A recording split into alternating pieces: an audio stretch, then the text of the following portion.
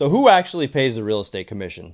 Well, it's 2026 now, and there have been quite a few changes over the past couple of years on how real estate commissions are structured. But I'm going to tell you the general way that they're structured on paper versus how they are in the real world. Now, keep in mind, I live and work in California, so all this information and advice I'm going to be giving you is applicable to California and may be different state by state, but let's get into it.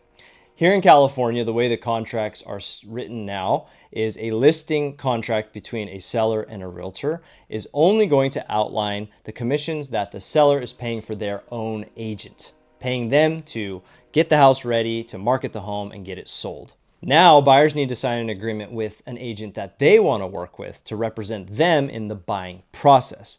And on that agreement, it does state how much money the buyer will be responsible to pay their own agent. Now, before you freak out and think, oh my gosh, I got to come up with an extra, $10,000, $15,000 to pay a realtor on top of my down payment, on top of my closing costs, you can take a deep breath and relax, because even though on paper it does separate those fees and now technically the buyer is responsible, there is a clause in the contract that a buyer can check that requests the seller to pay for that commission that the buyer is responsible for the buyer's agent.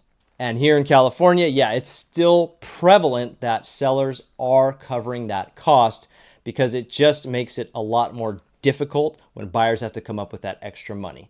And if buyers are having to come up with that money to pay for their agent, then they're going to have less money available to pay for the house. So that's it in a nutshell. If you have questions, shoot me a DM.